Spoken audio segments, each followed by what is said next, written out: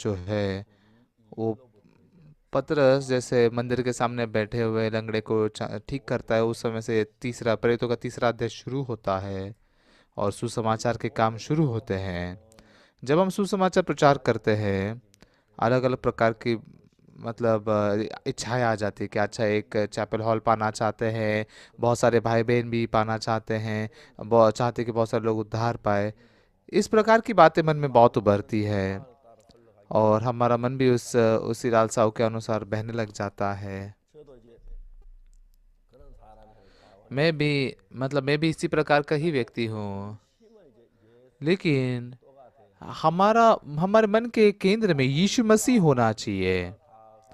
असलियत में अगर हम पूरे दुनिया को भी पाकर अगर यीशु नहीं होगा हमारे पास, तो हम बहुत दयनीय होंगे।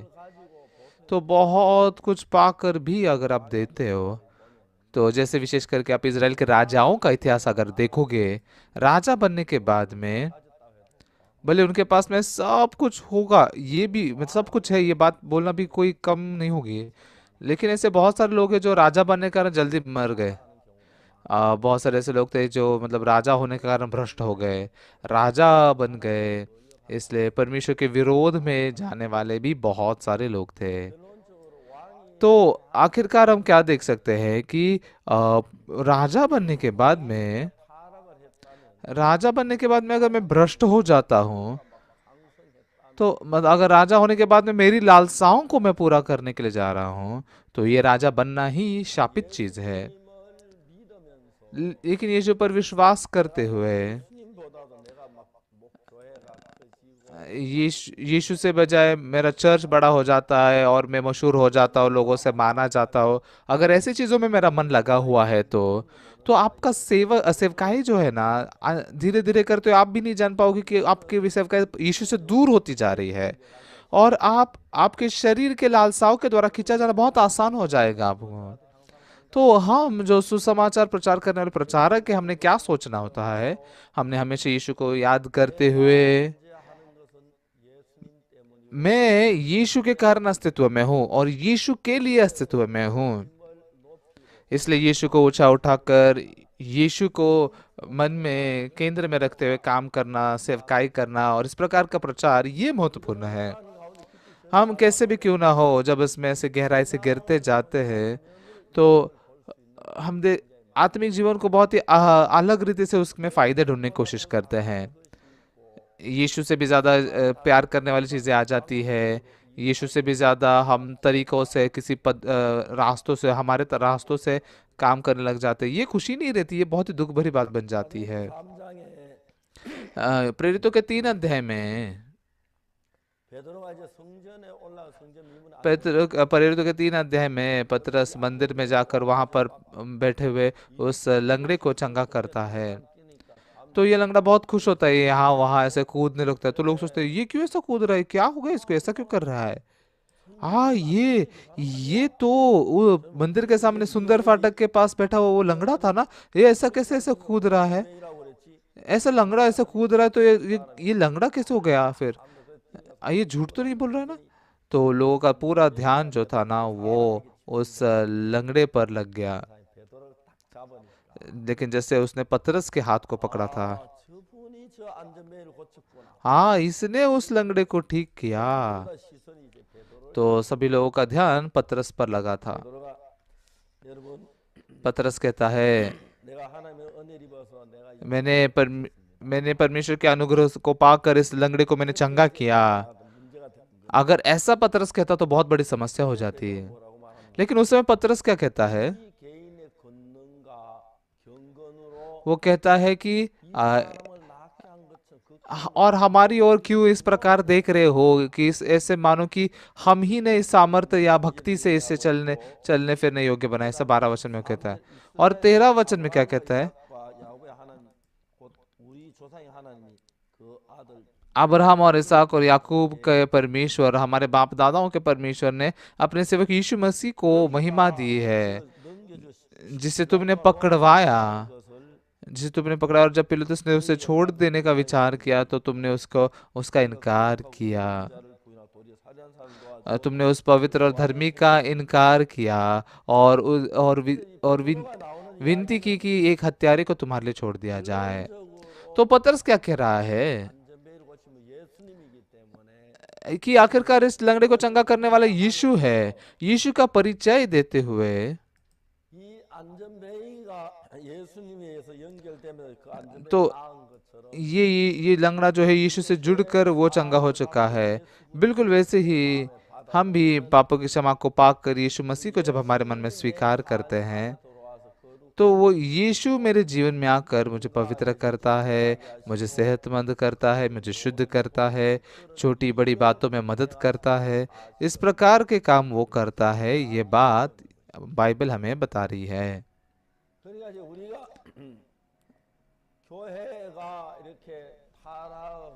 तो चर्च जब भ्रष्ट होता है या बदलता है और या फिर संसार में गिर जाता है, इसका कारण क्या है?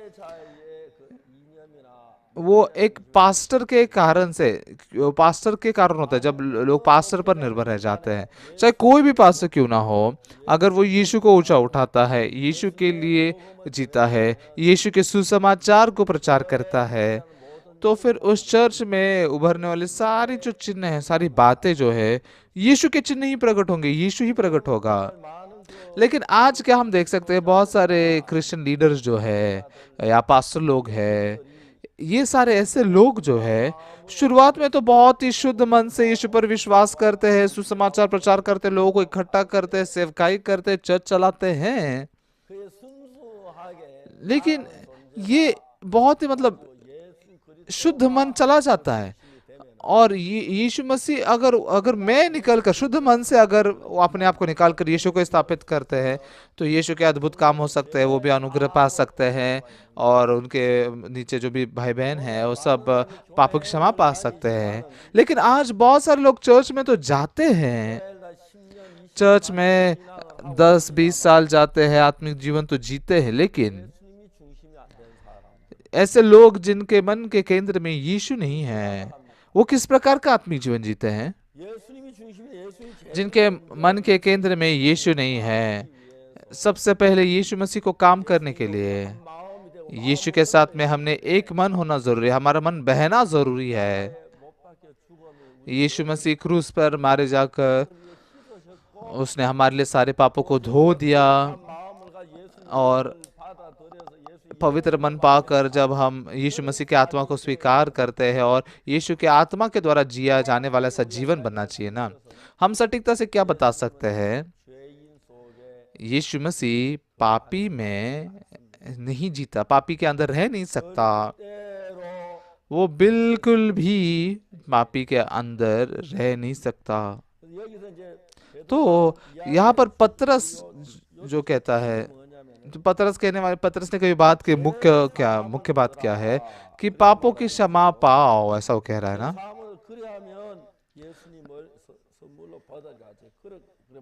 तो वो कहता है कि पापों की क्षमा पाओ, और यहाँ पर अगर देखोगे आप 19 वचन में, 3 अध्याय के 19 वचन को अगर आप देखते हो, इसलिए मन फिराओ और लौट आओ कि तुम्हारे पाप मिटाए जाए, इस जिससे प्रभु के सम्मुख से विश्रांति दिए आएंगे, और वो यीशु को भेजे तो जो तुम्हारे लिए पहले ही से मसीह ठहराया गया है। तो यीशु मसीह हमारे मन में प्रवेश करने के लिए सबसे महत्वपूर्ण बात क्या है कि यीशु मसीह के मन के द्वारा हमने जीना, ये जरूरी है ना। तो अगर आपको यीशु के मन से जीना है तो यीशु का मन हमारे मन में प्रवेश करना जरूरी है, तभी मैं यीशु के मन से जी सकता हूँ।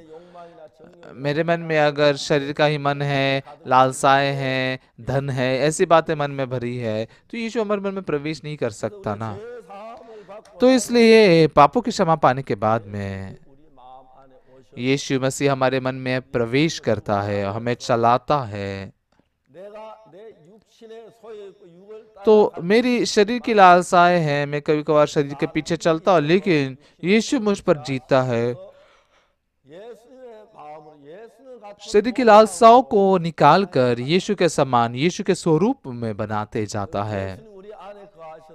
तो यीशु हमारे अंदर रहकर आत्मा के तौर पर रहकर वो हमारे मन को चलाता है। तो यीशु के जो 12 चेले हैं, जब यीशु इस संसार में था तभी, हाँ, वो शारीरिक रूप से जिए।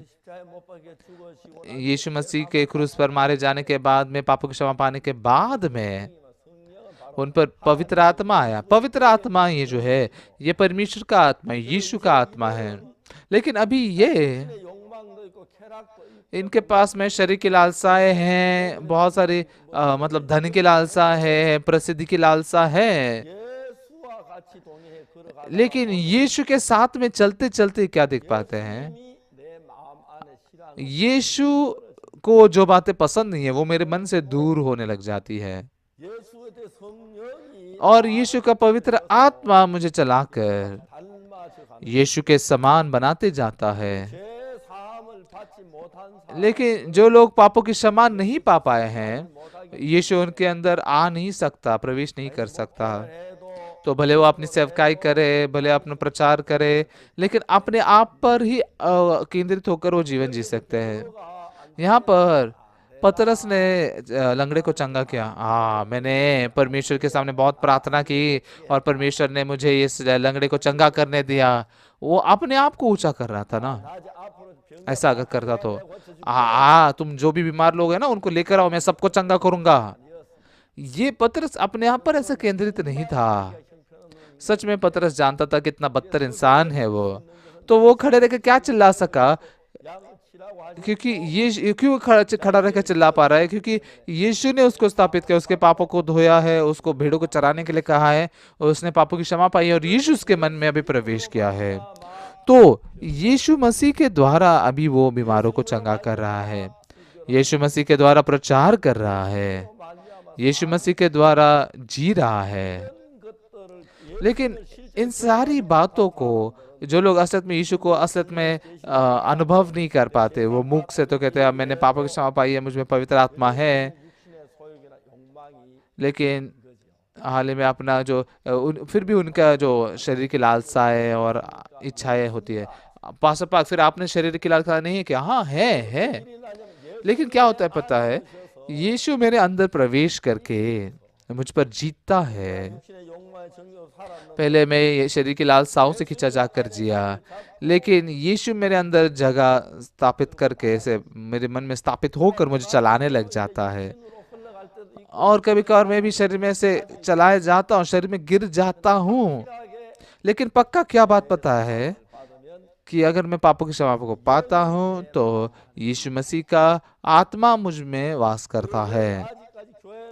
तो भले अभी आप तक आप 10 साल 20 साल चर्च गए हो, आप पास्टर बने हो, एल्डर बने हो, फिर भी एक बात क्या पक्की है कि जो लोग सटीकता से पापों की क्षमा नहीं पाए हैं, उन पर पवित्र आत्मा नहीं आ सकता। ऐसे लोग औपचारिक रूप से, बाहरी रूप से तो चर्च में आ सकते हैं, लेकिन आगे बढ़कर मन से प्रभु के लिए, सुसमाचार के लिए जी नहीं सकते। मैं भी 1962 साल में यीशु मसीह से मिलने के बाद मैं क्या महसूस कर सका? उससे पहले मेरे जीवन के प्रति सारी आशा खत्म हो गई। मैं मेरे सोच के पीछे जाऊंगा तो बर्बाद हो जाऊंगा, ये बात मुझे सटीकता से पता चली। मैं मेरे सोच के पीछे नहीं चल सकता था। तो अभी भी मैं लगातार मुझ में मेरी सोच उभरती है, लेकिन अक्सर मैं ये मेरी सोच है या प्रभु के पवित्र आत्मा का मार्गदर्शन है, इस बात को अक्सर फर्क करके देखता हूँ, बाइबल पढ़ के देखता हूँ। ऐसे करते हुए बाइबल में से परमेश्वर की इच्छा जब मुझे पता चलते, पवित्र आत्मा की इच्छा पता चलते, तो उस अपने शरीर को फेंकने के लिए पवित्र आत्मा मुझे चलाता है, ये मैं देख सकता हूँ, मैं अनुभव कर सकता हूँ। तो मैंने ये मेहनत से करना चाहिए, मैंने बहुत ईमानदार होना चाहिए, मुझ में लालसाएं नहीं आनी चाहिए, मैंने अपने आप को इनकार करना चाहिए, ये तो बस मेरे निर्णय हैं, मेरे निर्णय और मेरी इच्छाओं से जिया हुआ जो आत्मिक जीवन है, और पवित्र आत्मा ने मेरे अंदर प्रवेश करके आज जिया ना आत्मिक जीवन जो है, वो बहुत ही अलग है, बहुत ही अलग है। तो मैं मेहनत से कितना भी कुछ भी करने की कोशिश क्यों ना करूं, अगर पवित्र आत्मा मुझ में नहीं है तो मैं शरीर में ही बह सकता हूँ। उल्टा, अगर मैं पापों की क्षमा पाकर, पवित्र आत्मा मेरे मन में है, यीशु अगर मेरे मन में है, तो तो मेरे अंदर जो आत्मा है वो शरीर पर जीता है और धीरे धीरे करते हुए मैं आत्मिक दुनिया की ओर आगे बढ़ सकता हूँ।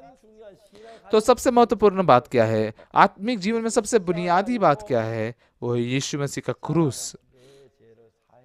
और उस क्रूस ने मेरे पापों को धो दिया है, ये बात। एक बार मैं, हमारे चर्च में एक भाई था, वो भाई की जो माँ थी उसकी उम्र बहुत ज्यादा थी, लेकिन वो हमारे चर्च की विरोध में बहुत बात कर रही थी।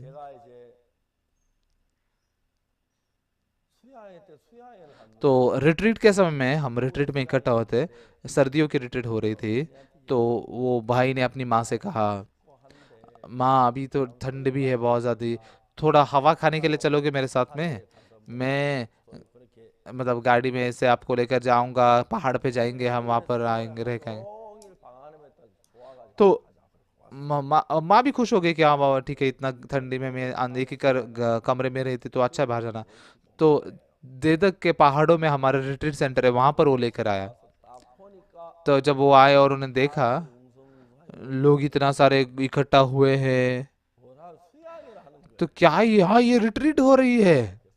तो वो उसने कहा मेरे बेटे ने मुझे धोखा दिया बोल के वो गुस्सा हो गई। तो बेटे ने माँ से कहा, माँ यहाँ तक आप आई हो ना, तो थोड़ा सा पास्टर पार्क से मिलोगे?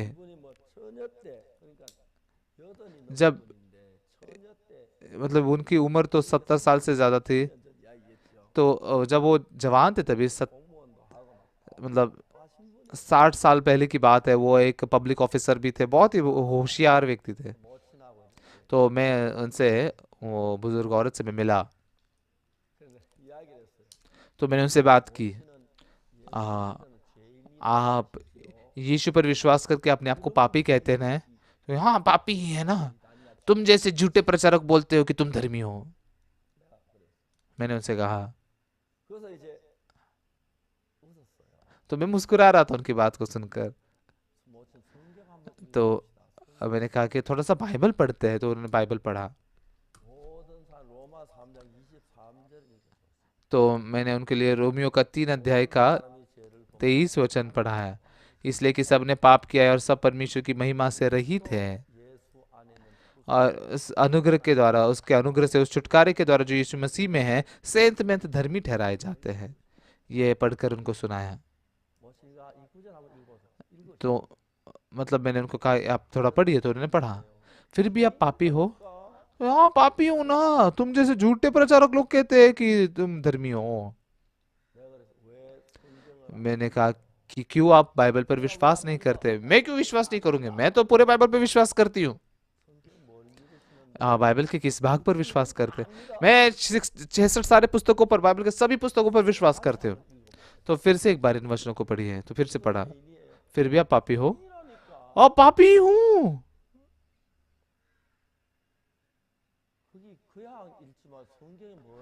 तो आप बस ऐसे ही पढ़ रहे हैं, बाइबल में क्या लिखा है थोड़ा बताइए फिर।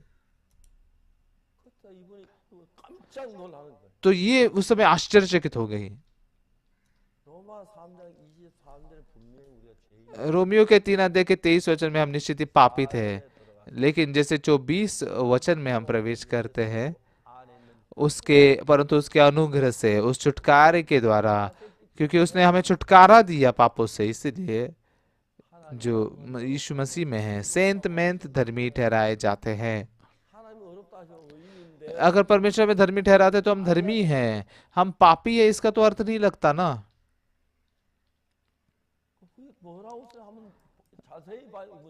तो वो यहाँ पर क्या लिखा आप ध्यान से देखिए, ये बोलने पर ये आश्चर्यचकित हो गई। क्या वहां पर लिखा है कि आप पापी हो? हाँ 23 वचन में पापी लिखा हुआ है, लेकिन 23 वचन ऐसे दर्शाए जहां पर यीशु नहीं है। लेकिन यीशु 24 वचन में हमने पाप तो किया था, लेकिन परंतु उसके अनुग्रह से, उस छुटकारे के द्वारा जो मसीह यीशु में है, हम पापी नहीं रहे बल्कि हमें धर्मी कहा गया है ना। तो वो बुजुर्ग औरत जो थी ना, वो बहुत आश्चर्यचकित हो गए।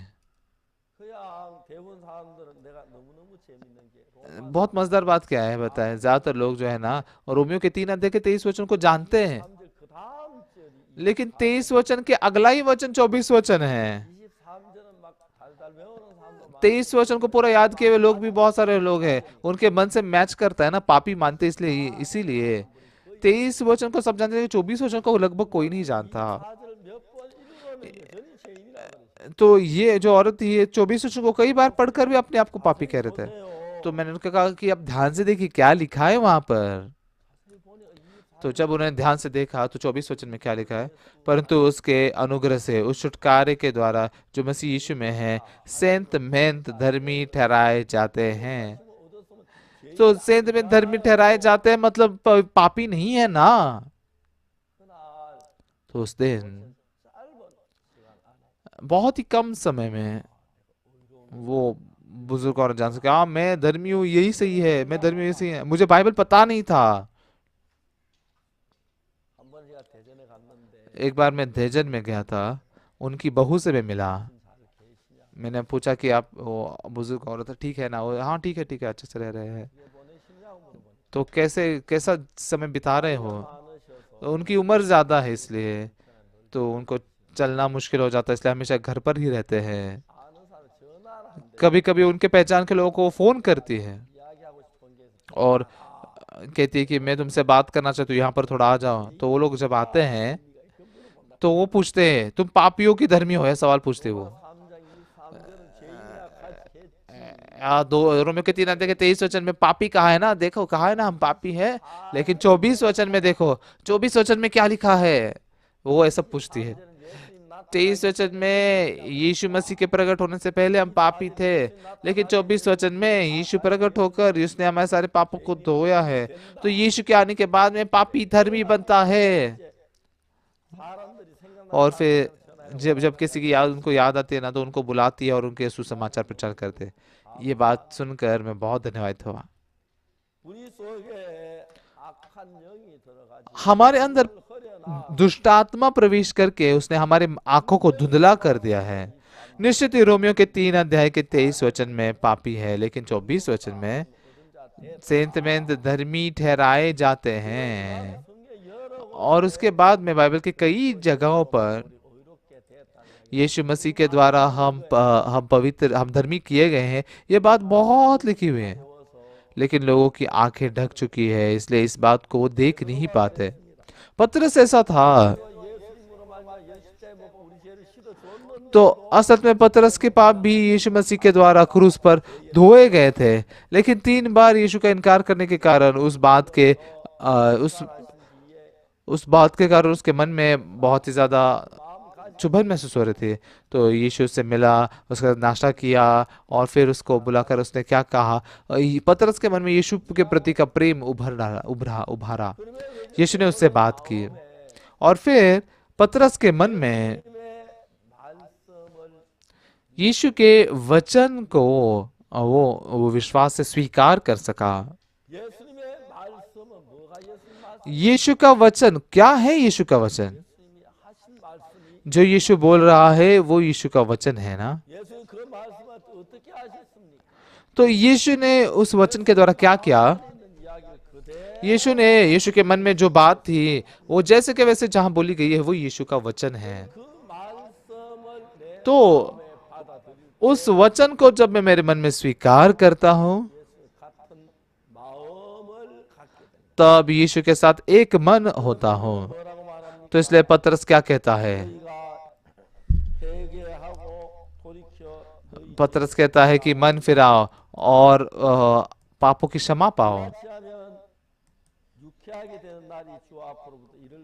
तो इस प्रकार से फिर नए दिन परमेश्वर तुम्हें देगा, और फिर वो तुम्हारे लिए प्रभु यीशु मसीह को भेजा है। तो वहां पर जितने सारे लोग थे, पतरस भी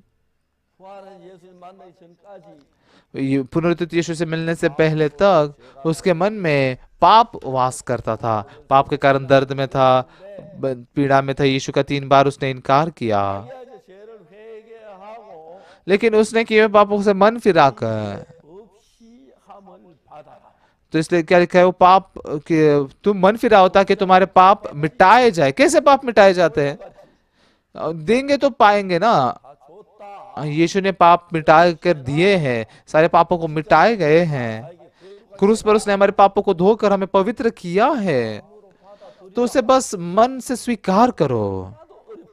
इसमें कुछ भी मुश्किल नहीं है, कुछ भी मुश्किल नहीं है। तो इसलिए यूहन्ना के पुस्तक में लिखा है कि जो कोई उसे स्वीकार करते, जो उस पर विश्वास करते, उन्हें परमेश्वर के पुत्र होने का अधिकार दिया है। जब हालांकि ये ये ज्योति संसार में आए, लेकिन उसके लोगों ने उसे ग्रहण नहीं किया। जितने ने उसे ग्रहण किया उतनों को उसने परमेश्वर के पुत्र होने का अधिकार दिया।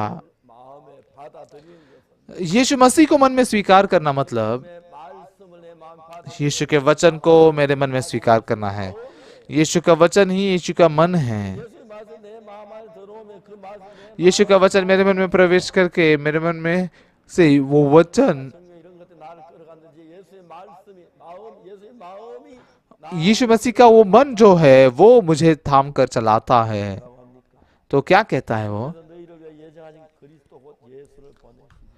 और वो यीशु को भेजो जो तुम्हारे लिए पहले ही से मसीह ठहराया गया है। यीशु मसीह हमारे अंदर आकर काम करता है। मैं सच में बहुत ही आश्चर्यचकित होता हूँ। उद्धार पाने से पहले नॉवेल बहुत पढ़ता था, मुझे किताबें, ऐसे नॉवेल्स बहुत पसंद थे। किताब खरीद के तो पढ़ नहीं सकता था, ऐसी स्थिति परिस्थिति नहीं थी। तो जब मैं संस्थान में जहाँ पर रहता था वहां पर अगर जब मैं सुनता था कि किसी के घर पे नॉवेल है तो जाकर उनसे विनती करके उनके नॉवेल को मांग के लाता था। तो संस्थान इस गांव में जितनी सारी किताबें थी उतनी सारी किताबों को मैंने पढ़ लिया था। इतना पढ़ा मैंने, बहुत मजा था, मजेदार था। और उसके बाद में 1962 साल में मैंने यीशु पर विश्वास करके पापों की क्षमा पाई।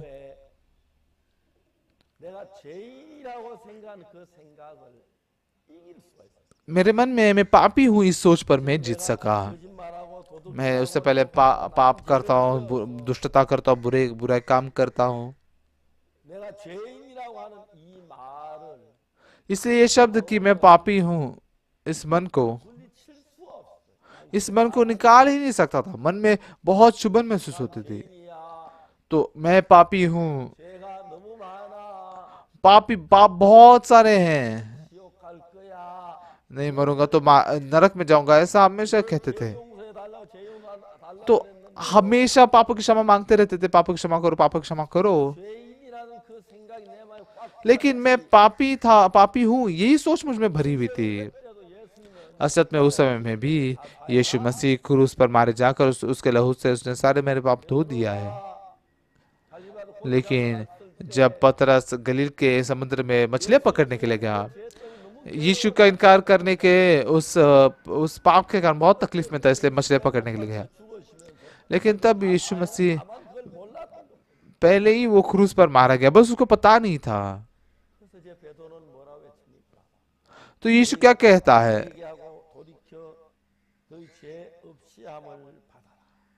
तो वो कहता है कि मन फिराओ और तुम्हारे मन फिराओ और लौट आओ कि तुम्हारे पाप मिटाए जाए।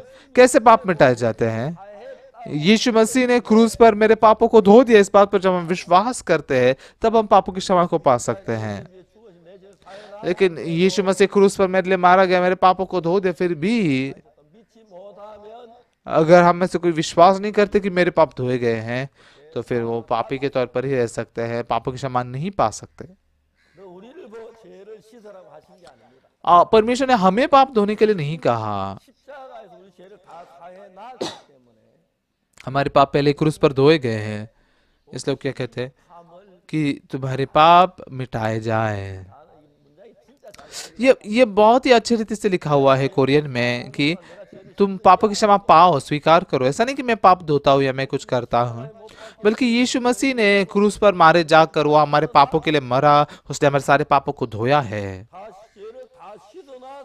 उसने सारे पापों को धोने के कारण बाइबल में हमें धर्मी कहता है, वो हमें हमारे पाप धोए ऐसा कहता है।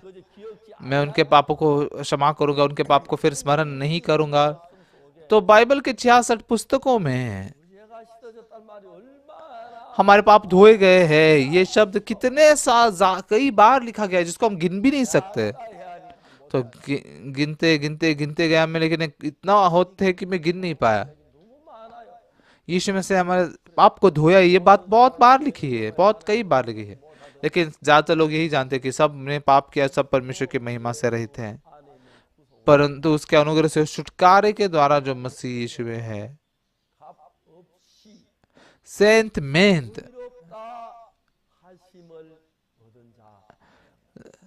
धर्मी ठहराए जाते हैं।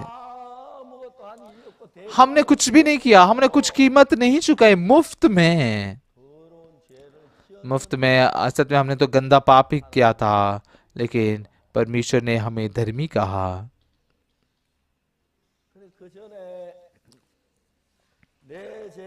उससे पहले मेरे पाप धोए गए हैं इस परमेश्वर के वचन को।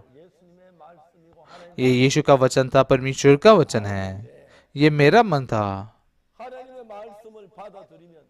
लेकिन जैसे परमेश्वर के वचन को स्वीकार करते तो क्या,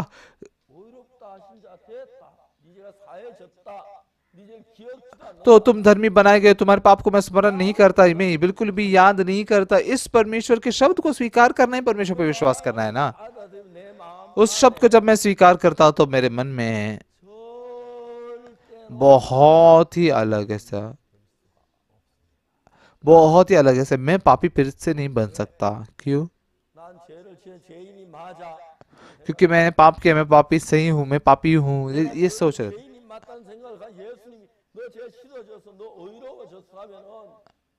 तो जब मैं कहता हूँ कि मेरे पाप ज्यादा, यीशु कहता है तू धर्मी ठहराया, तू पवित्र किया गया, तो कौन जीतता है? मैं जीतता हूँ या यीशु जीतता है? कौन कौन हारेगा? मैं जीतूंगा। जो लोग जीतते हैं ना, वो अपने सोच के अनुसार अपने आप को पापी कहते हैं, लेकिन जिनके लिए यीशु जीता है, वो यीशु का वचन उन्हें धर्मी कहता है। इसीलिए बहुत दुख की बात क्या है, बहुत सारे लोग चर्च में जाते हुए भी प्रार्थना करते हैं, प्रभु मैं गंदा पापी। बाइबल में लिखा है कि परमेश्वर पापी के प्रार्थना को सुनता भी नहीं है, सही है। लेकिन लोगों को बात पता नहीं, इसलिए लगातार अपने आप को पापी कहते हैं।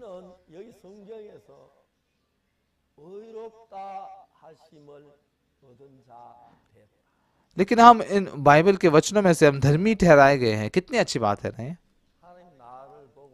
परमेश्वर मुझे देखकर धर्मी कहता है।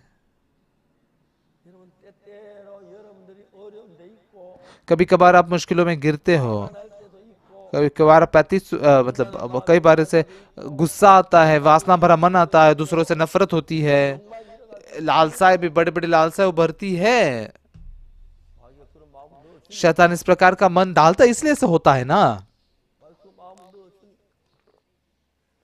शैतान ऐसा मन डालता है, तो ऐसा मन हमारे अंदर प्रवेश करता है, काम करता है, उभरता है। तब मेरे सोच में मैं पापी ही सही लगता हूं, मैं पापी हूं, यही सही है। लेकिन बाइबल का वचन वो मेरे सोच से टकराता है। बाइबल मुझे धर्मी कहती है और मैं अपने आप को पापी, तो कौन जीतेगा? वचन ने जीतना चाहिए ना। परमेश्वर मुझे धर्मी कहता है, पवित्र कहता है, और मैं कहता हूं मैं पापी हूं, तो कौन जीतेगा? परमेश्वर जीतेगा।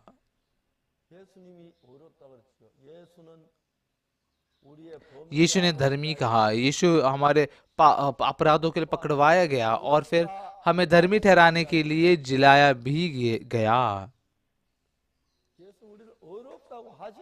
यीशु मसीह ने हमें धर्मी ठहराया। महत्वपूर्ण बात क्या है? आपने कितना भी ज्यादा पाप क्यों ना किया हो, तो परमेश्वर अगर धर्मी कहता है तो धर्मी है ना। परमेश्वर न्यायाधीश है। यीशु अगर धर्मी कहते तो हम धर्मी हैं। अगर परमेश्वर धर्मी कहता है तो हम धर्मी हैं। ये इतने अद्भुत बात है।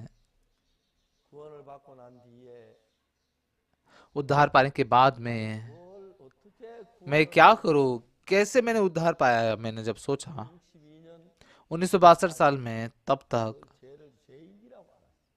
हमेशा मैं शिकायत करते हुए, अपने आप को पापी मानते हुए जिया। उसने शीर्षक देखा, क्या ये सही है? हम पापी है, पापी तो है, पक्का पापी है। लेकिन यीशु मसीह हमारे पापों के लिए क्रूस पर जब मारा गया है तो क्या हुआ है? 십자가에서 우리가 받은 모든 죄를 다 벌받고 क्रूस पर हमारे पापों का सारा दंड उसने पाया है, उसे धो दिया, अब कुछ नहीं रहे। 십자가를 믿는 사람은 क्रूस पर विश्वास करने वाला व्यक्ति बिल्कुल भी कभी भी पापी नहीं बन सकता। 우리가 죄인이라는 이야기는 तो हम पापी, इसका मतलब क्या है? 예수님을 부인해야 하고 यीशु, उसके लिए यीशु का इनकार करना ही पड़ता है, क्रूस पर विश्वास नहीं करना पड़ता। 믿지 않을 तभी 때 죄인이라고 할 तभी जब हम यीशु के लोगों को विश्वास मतलब नहीं करते, तभी अपने आप को पापी कह सकते हैं। आज आज मतलब जो सारे चर्च के पवित्र लोग हैं, वो पवित्र लोग भी नहीं, क्यों? क्योंकि पापी है ना। वो अपने आप को पापी मानना ही नम्रता जानते हैं। हम धर्मी है कहना घमंडी है, ऐसा सोचने वाले लोग बहुत सारे हैं। 이제 베드로는 तो अभी पतरस 옛날에 자기 생각 다 버리고 예수님 말 और पहले के अपनी सारी सोच को फेंक कर यीशु का वचन उसके अंदर प्रवेश करके उसे चला रहा है, पवित्र आत्मा उसमें है। 이젠 옛날에 베드로가 달라. तो अभी पहले के पतरस से बहुत अलग है। 일으키고 उसने लंगड़े को भी उठाया, 구원받기도 하고 병자도 일으키고 능력을 बीमारों को भी चंगा किया, उसके उसने सब सब सामर्थ्यशाली काम दिखाया। क्यों? 안에 예수님이 यीशु पतरस के द्वारा इतने सारे काम क्यों हो सके? क्योंकि पतरस में यीशु ने प्रवेश किया। पहले पतरस के द्वारा वो जीता था, 예수님이 लेकिन अभी पतरस के अंदर यीशु आया है 베드로 마음을 예 싸워 और पतरस के मन से यीशु झगड़ा करता, लड़ता है। 베드로 마음 죄인인데 पतरस के मन में वो पापी है, लेकिन यीशु के मन में उसे क्या बताता है? धर्मी कहता है। ये बहुत ही अद्भुत बात है। पतरस के मन में वो पापी है, लेकिन यीशु के मन में वो धर्मी है। 하셨고 네 उसने उसे धर्मी कहा, तेरे पाप धोए गए, तेरे पाप स्मरण नहीं करते। 오늘 얼마나 많은 사람 आज बहुत सारे लोग शैतान से धोखा खाए हैं, 예수를 믿는다고 하면서 यीशु पर विश्वास करते ऐसा कहते हुए भी। 교회 목사님도 죄인이라고 그러고 장로님도 चर्च के पास्टर भी अपने आप को पापी कहते हैं, एल्डर भी पापी कहते हैं, डीकन भी पापी कहते हैं। सब मतलब एक नम्र होने के जैसे दिखाते हैं, लेकिन सब अपने आप को पापी कहते हैं। मैं गंदा पापी, मैं पवित्र यीशु के नाम से प्रार्थना करता हूँ, ऐसा कहते हैं। परमेश्वर तो पापी की प्रार्थना नहीं सुनता। 이 더러운 죄인이란 말은 다른 말로 바꾸면 ये गंदा पापी, इसका मतलब क्या है? इसको अगर दूसरे शब्द में बोलेंगे तो यीशु मसीह ने क्रूस पर मेरे पाप को नहीं धोया, यही इसका मतलब होता है। क्रूस पर मेरे पाप को यीशु धो नहीं सका, यीशु का काम पूरा नहीं हुआ, ये बकवास बात है ना। 사단이 너무너무 지혜로워서 우리를 간주하고 शैतान बहुत ही चालाक है, हमें बहुत धोखा देता है। 우리 죄를 못 박이 죽으셔서 우리가 죄인이라면 अगर यीशु मसीह हमारे पापों के लिए मारा गया है और फिर भी हम पापी है, तो यीशु का मृत्यु फिर व्यर्थ ही हो जाता है। लेकिन ऐसा नहीं है भाई बहनों। 예수 십자가에 못 박혀 죽으실 यीशु मसीह जब क्रूस पर मारा गया, 우리의 모든 죄 उसने हमारे सारे पापों को बर्फ से भी सफेद ऐसा करके धो दिया, शुद्ध किया है। उसने हमें शुद्ध किया है, उसने हमें सिद्ध किया है, 거룩하게 उसने हमें पवित्र किया है 완벽하게 परिपूर्ण रीति से। 그렇기 때문에 इसीलिए 여러분의 생각을 믿지 마세요. आपके सोच पर विश्वास मत कीजिए, बल्कि परमेश्वर के वचन पर विश्वास कीजिए। 누가 하나님의 택하신 자 परमेश्वर के चुने हुए पर कौन दोष लगाएगा? धर्मी ठहराने वाला तो परमेश्वर है। 하나님이 어렵다면 परमेश्वर अगर धर्मी कहता है तो धर्मी नहीं है क्या? 하나님이 거룩하다면 거룩하다. अगर परमेश्वर पवित्र कहता है तो पवित्र नहीं है क्या? 그것이 이제 누구만 가능하게 ये किसके लिए बस संभव है? बस यीशु के मन को स्वीकार किए व्यक्ति को ही ऐसा बोलना संभव होता है। 예수의 마음이 없는 자기 생각을 보면 जिनमें यीशु का मन नहीं है, अपनी सोच है, शैतान से धोखा खाकर अपने आप को पापी कहते हैं। और मैंने पाप किया, मैं पापी हूँ, यही सही है। 의인이 돼야지. 그지? वो पाप धोए गए तो धर्मी बनना चाहिए ना। 그러니까 실패했다는 이야기. अगर हम पापी है तो यीशु मसीह का क्रूस जो है नाकामयाब हुआ है फिर। 베드로 이 말씀 लेकिन पतरस ने इस वचन की गवाही दी, 이런 말씀을 정말 और फिर इस प्रकार के वचनों की गवाही देते हुए 명의 사람 हजारों लोग, वो जो मंदिर में इकट्ठा थे, वो पतरस की बात को सुनकर पापों की क्षमा पाते हैं। हाँ, मेरे पाप धोए गए हैं। 베드로의 설교의 주제는 तो इसलिए पतरस के प्रचार का जो मुख्य शीर्षक है, पतरस के प्रेरितों के 3 अध्याय के 9 वचन में अगर हम देखेंगे, फिर मन फिराओ और लौट आओ और पाप और तुम्हारे पाप मिटाए जाएंगे। 돌이켜 लौट आओ, 죄인이란 데서 돌이켜서 पापी होने से लौट आओ 예수 말씀 और धर्मी ठहराने वाले यीशु के वचन को सुनकर धर्मी ठहराए जाओ, पापों की क्षमा पाओ, ऐसा बाइबल हमें कहती है। 다른 거 한 거였습니다. मैंने कुछ दूसरा नहीं किया। 1962년까지 나도 늘 죄인이라 그랬어요. 1962 साल तक मैं भी लगातार अपने आप को पापी कहता था, 그때 내가 죄 사함을 받은 이유가 성경을 लेकिन 1962 साल में जब मैंने पापों की क्षमा पाई और बाइबल पढ़कर जब मैंने देखा 자신이고 बाइबल में यीशु ने मेरे पाप धोए, ये असलियत थी, मैं धर्मी बनाऊं, यही असलियत थी। 보니까 और इसे जब मैं लगातार और पढ़ता गया, तब 사한 게 아니고 बस यीशु ने किसी दिन तक मेरे पापों को नहीं धोया, बल्कि अनंत काल के लिए मेरे पापों को धो दिया, ऐसा लिखा है। हाँ, 얼마나 놀라워. ये कितनी अद्भुत अद्भुत अद्भुत बात है ना।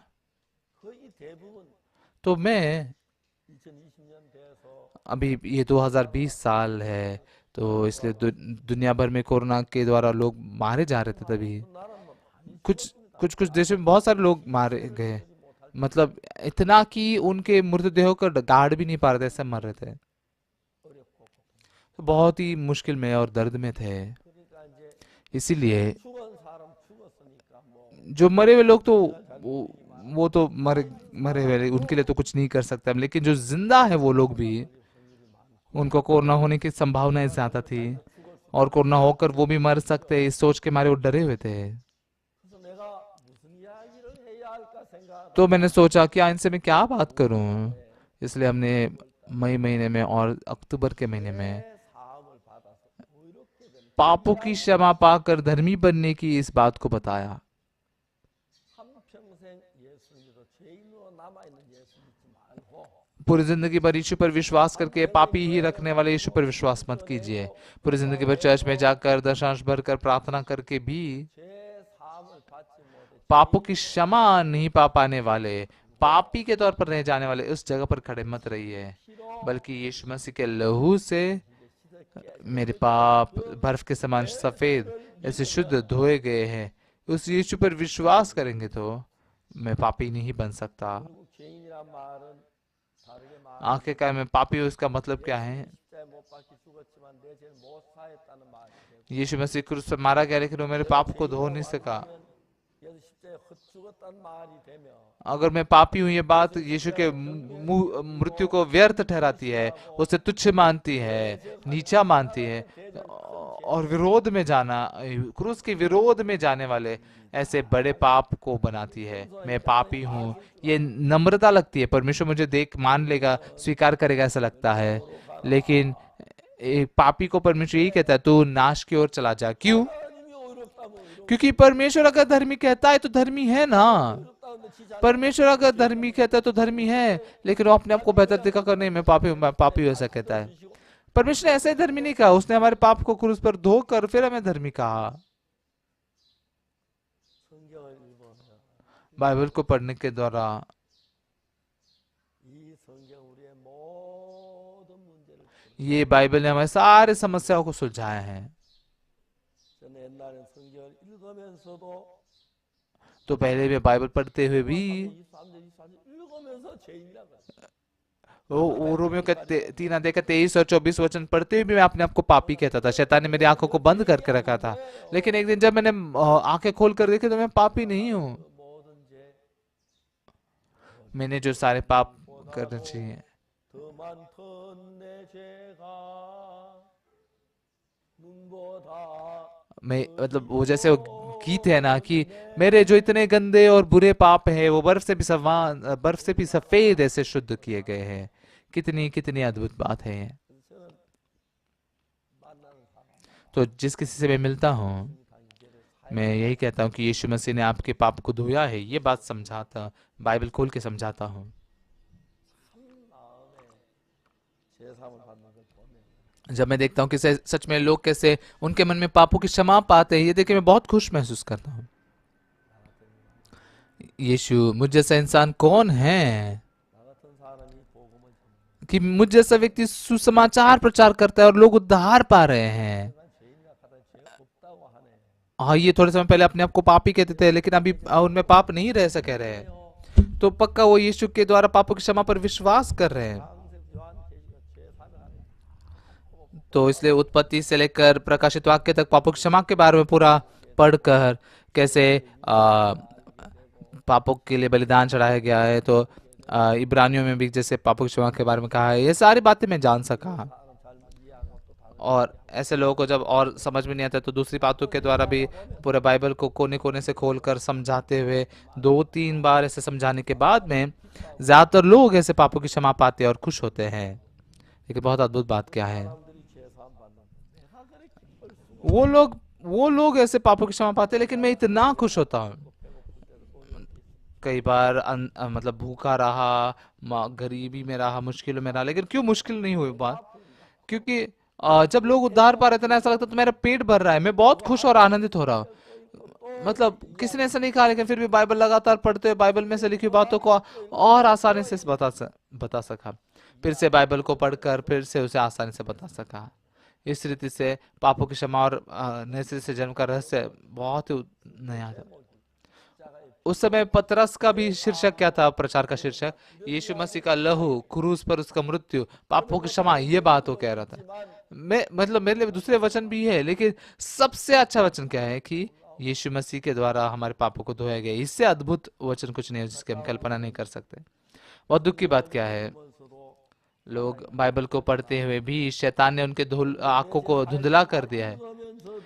बाइबल में मेरे पाप को धोया गया है, ये बात पढ़ते हुए भी पाप से बाहर नहीं निकल पाकर हम एक नहीं हो पा रहे। वो शैतान के द्वारा बंधे हुए लोग हैं। हमने नम्र बनना जरूरी है।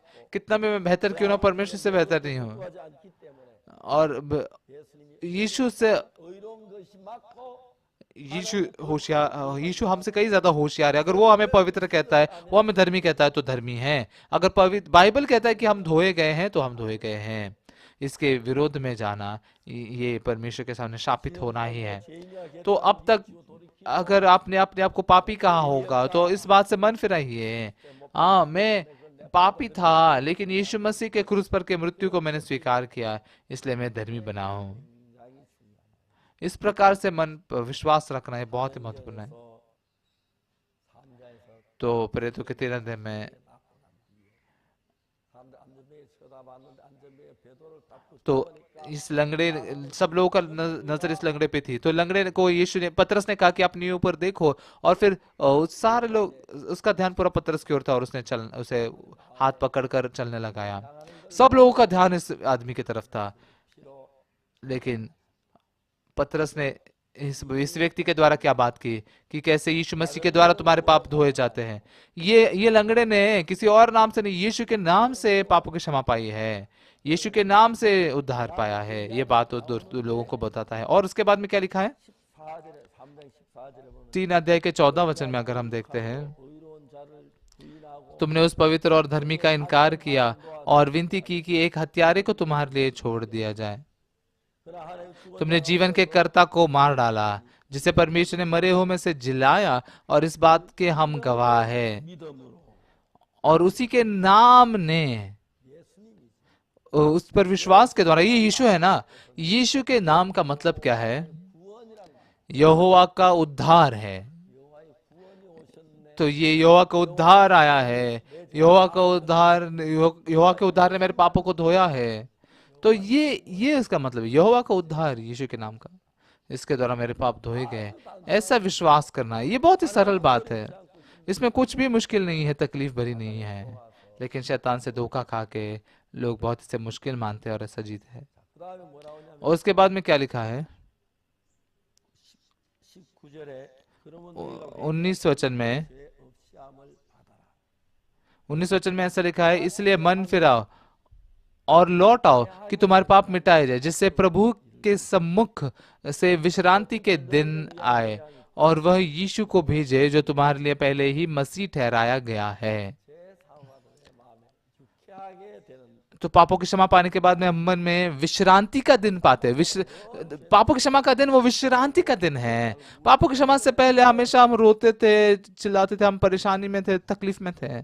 보다도 लेकिन 더 많던 내 मेरे ये पाप जो बालों से भी ज्यादा थे 죄가 वो बर्फ से भी सफेद हो चुके हैं।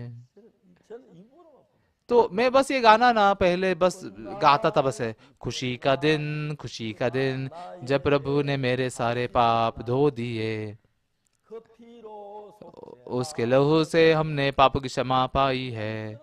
ऐसे जो गीत है ना, ऐसे बहुत सारे गीत गाते थे हम, 마음이 없이 입으로 लेकिन मन में ऐसा नहीं था, बस मुंह से गाते थे। 여전히 죄 मन में तो तभी भी पाप ही थे, पाप बचा ही था। 또 입까지 어이롭단 말이 나왔는데 तो मुख से तो ये बात बोलते थे हम धर्मी हैं, लेकिन मन में धर्मी नहीं बने थे, इसलिए पापी ही थे। 그리고 입으로 내가 그 피로 속지 않아 어이롭게 되네. तो मुंह से हम कहते थे हाँ उसके पापों की क्षमा से हम धर्मी बने, तो फिर हम धर्मी बन चुके हैं ना। 내가 एक दिन जब मैं प्रभु के सामने था, सच में मुझे मैं जानता ही नहीं था, ये जान सका जिस दिन यीशु मसीह क्रूस पर चढ़ाया गया, उस दिन मेरे सारे पाप धोए गए। उस पर जब मैं विश्वास करता हूँ, उस पल से, उस समय से यीशु का आत्मा मेरे अंदर, यीशु का मन मेरे अंदर आकर쾌하게 되는 날이 좋았고 मुझे विश्रांति का दिन देता है। 여전히 그리스도 곧 예수 그때 이제 내 죄가 तो उस समय में जब यीशु मसीह क्रूस पे मारा गया, उस समय में मेरे पाप धोए गए हैं। इस बात पर जब विश्वास करते हैं तो यीशु मेरे अंदर प्रवेश करता है, 내가 죄인이 아니고 오히려 씻어진 그 사실 और मैं पापी नहीं बल्कि धर्मी बनाया गया हूँ, इस असलियत को हमें जानने देता है। 1962년도에 1962 साल में मैंने उद्धार पाया, 이제 और 60년 가까운 अभी उसके बाद में 60 साल, लगभग आसपास 60 साल का जीवन जिया है। इतने लंबे समय के लिए सबसे खुशी की बात क्या है? 그래서 내 죄를 사해달라. यीशु मसीह ने मेरे पापों को धोया है, इस बात की गवाही दे सकना। 한때 대통령들도 और बहुत सारे ऐसे राष्ट्रपतियों ने भी उद्धार पाया। 베네이 야니보이 कल बेनिन के याई बोनी जो पूर्व राष्ट्रपति थे उनसे बात की, उनके द्वारा वीडियो कॉन्फ्रेंसिंग के द्वारा मैंने बात की। 대통령께서 वो राष्ट्रपति जी तो थे, वो धर्मी बने हैं ये बात बता रहे थे, तो मेरे मन में बहुत खुश हुआ। मैं 대통령 임기를 끝나시고 난 उनके राष्ट्रपति का काम जैसे खत्म हुआ, उन्हें राष्ट्रपति होते हुए पापों की क्षमा पाई। 그것도 진짜 하나님 하신 일이에요. वो सच में परमेश्वर ने किए हुए काम है। 베네이 김광훈 목사님이 बेनिन के जो पास्टर हैं 그 청소년부 장관을 만났어요. वो युवा मंत्री से मिले हैं। 만나가지고 युवा मंत्री से मिलकर 한국에서 캠프 하는데 उनको कहा कि कोरिया में कैंप है, चलो हमारे साथ में चलो। तो ठीक है, वो आएंगे बोले। 그래서 지금 한국에 연락이 장관님이 오신다고 해가지고 우리 준비를 하고 있는데 तो इसलिए कोरिया में संपर्क करके हम उनके लिए तैयारी कर रहे थे, लेकिन उसी समय 월드 캠프 할 때 장관이 못 오셨어요. 바쁘셨어요. वर्ल्ड कैंप के समय में उनके जो मंत्री थे नहीं आ सके, बहुत व्यस्त थे। 가지고 तो फिर वो पास्टर जो थे वो मंत्री के घर पर गए 말도 안 하고 और कुछ भी नहीं बोले थे, बस बैठे थे वहां पर जाकर। 근데 그날 लेकिन उस दिन वो मंत्री का एक दोस्त आया था। मंत्री के दोस्त कौन था? याई बोनी राष्ट्रपति के का बेटा था, बेटा। 장관 친구가 और वो जो मंत्री के जो दोस्त था उन्होंने पूछा कि ये कौन है? 선교사님인데 आ, 내가 한국에 간다 약속해 한국에 가자고 와서 앉아 있다가 तो मतलब ये सच में ये मिशनरी है जो मुझे कह रहे थे कि कोरिया चलो, लेकिन मैं कोरिया नहीं जा सका। क्यों नहीं गए? कोरिया जाना चाहिए ना। नहीं नहीं, मैं व्यस्त हूँ, मैं जाना चाहता हूँ लेकिन व्यस्त तो नहीं जा सकता। तो राष्ट्रपति के बेटे ने कहा, वो मिशनरी को उन्होंने पूछा कि 내가 대신 इनकी जगह पर मैं अगर जाऊंगा तो चलेगा क्या? 됩니다. हाँ चलेगा। 대통령 아들 자기 아내하고 영국 여행 가려고 하다가 तो राष्ट्रपति के बेटे ने वो मतलब यूके में जाना चाहते थे यात्रा के लिए, लेकिन वहां पर नहीं गए, वो उनके कोरिया में आए। और जब वो आए तो उन्होंने पापों की क्षमा पाई। 한국의 월드 캠프 마치 바로 내가 이어서 베냉에 तो कोरिया में ऐसे वर्ल्ड कैंप खत्म होने के बाद तुरंत ही बेनिन में कैंप था, वहां पर मैं गया। 영국으로 여행 가려고 다 지난번에 못 가고 준비를 तो 다 मतलब 해놨는데 इंग्लैंड में जाने के लिए वो पूरी तैयारी कर चुके थे, पिछली बार नहीं जा सके इसलिए इस बार की तैयारी करके रखी थी। 와가지고는 लेकिन कोरिया में जाकर आने के बाद में 이게 उन्होंने, 이번에 박옥수 목사님 오신데 막 거의 और इसने वो कहने लगा कि हाँ, इस बार सच में बहुत ही अच्छा समय था। 당신은 박옥수 목사님 오셨는데 영국 여행 가면 되나? तो वो उस समय उनकी पत्नी ने कहा तुम 영국 안 된다. पास्टर पार्क यहाँ पर आए हो और तुम यात्रा करने के लिए इंग्लैंड में जा रहे हो, नहीं जा सकते, ये अच्छा नहीं है। तो कैंप में शामिल होने के लिए कहा, तो इसलिए उनका बेटा हमारे कैंप में शामिल हुआ। 그날 첫째 날 और इस प्रकार से उस दिन 예, पहले दिन का कार्यक्रम खत्म होने के बाद 나를 보고 대통령 만나러 उन्होंने मुझसे कहा कि चलो राष्ट्रपति जी से मिलते हैं, पास्टर। तो राष्ट्रपति जी को मिलकर सुसमाचार प्रचार किया। 만나서 줄 서는 제가 제일 앞서 राष्ट्रपति से मिलने के लिए लोगों की लाइन लगी हुई थी, लेकिन मैं आगे जाकर उनसे मिला और उद्धार पाया, और राष्ट्रपति जी बहुत खुश हुए। 그 이튿날 캠프에 대통령이 참석. तो अगले दिन कैंप में राष्ट्रपति जी शामिल हुए। कितने 참석하시던 한 말씀이 내가 식당에 얘기해 놨는데 तो वो मतलब 같이 식사하면 좋겠다. वो क्या, राष्ट्रपति जी क्या कह रहे थे कि मैंने रेस्टोरेंट में बता कर रखा है कि तुम हमारे साथ चलो, हम खाना खाएंगे। 또 초대하고 तो फिर से हमें राष्ट्रपति जी ने उनके राजभवन में बुलाया। 선물도 굉장히 많이. तो हम आए थे, इसलिए राष्ट्रपति जी ने हमें बहुत तोहफे भी दिए।